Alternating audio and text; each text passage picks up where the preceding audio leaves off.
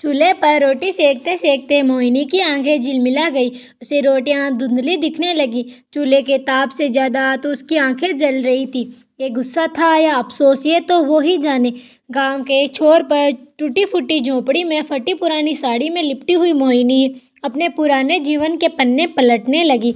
वो सोच रही थी वो भी क्या दिन थे जब उसका बच्चा छोटा था, पति जब मजदूरी पर जाता तो वो भी घर का काम में हाथ बटाने के लिए जाती थी और पैसे जोड़कर अपने बेटे की पढ़ाई और उसके कपड़ों में खर्च कर देती।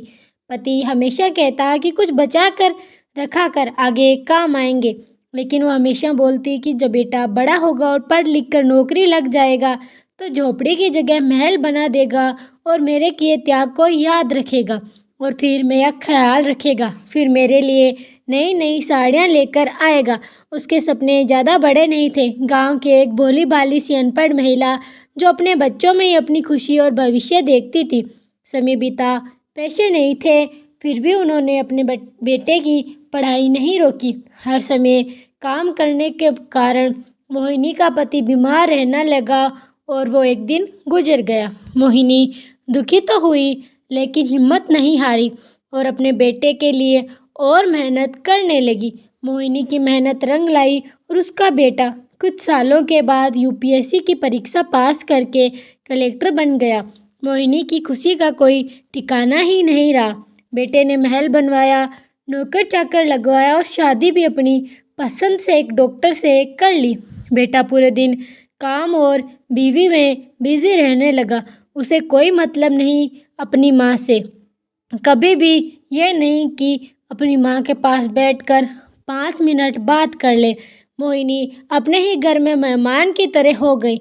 ना ही बहू से सीधे मुंह बात करती, जब भी को कुछ बोलती दोनों बोलते आप चुपचाप बैठे रहो और खाना खाओ, आपको इससे मतलब नहीं होना चाहिए। उनके लिए वो जिंदा होते हुए भी मर चुकी थी। अब मोहिनी को वो महल रूपी घर जेल लगने लगा था। मोहिनी दिन दिन उस घर में घुट रही थी। एक दिन मोहिनी ने एक निर्णय लिया और अपने कपड़ों की पोटली ली और अपने पुराने नदी वाले घर की तरफ निकल गई। सुबह से दोपहर हो गई और दोपहर से रात भी हो गई, लेकिन बेटा बहू उसे देखने नहीं आए। वो पुरानी झोपड़ी जाकर अपनी पोटली रखी और पास के कुएं में जाकर अपने हाथ मुंह धोए और घड़े में पानी भरकर ले आई। वापिस आकर पानी पिया और कुछ पुराना अनाज पड़ा था, उसको घट्टी से पीसकर मोहिनी ने आटा बनाया। फिर केरोसिन के तेल से दिया जलाया और चूल्हा जगाकर रोटी बनाने लगी और मन ही मन सोचने लगी, काश उस समय पति की बात मानकर कुछ पैसे जोड़ लेती तो अपने पति का इलाज करवा पाती और आज मेरे पास वो होते, यूँ मुझे अकेले अपनी ज़िंदगी ना जीनी पड़ती। प्लीज़ गाइज यार सपोर्ट करो। तुम लोग बिल्कुल भी स्टोरी को सपोर्ट नहीं कर रहे हो, ना तुम शेयर कर रहे हो, ना तुम कमेंट कर रहे हो। अगर तुम लोगों का ऐसा ही चलता रहा तो मैं बहुत जल्द स्टोरी राइटिंग बंद कर दूँगी।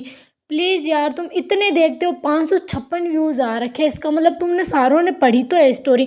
556 में से सिर्फ 16 लोगों ने फॉलो किया, ये तो हो ही नहीं सकता ना। प्लीज़ सपोर्ट करो यार, प्लीज़ प्लीज़ प्लीज़।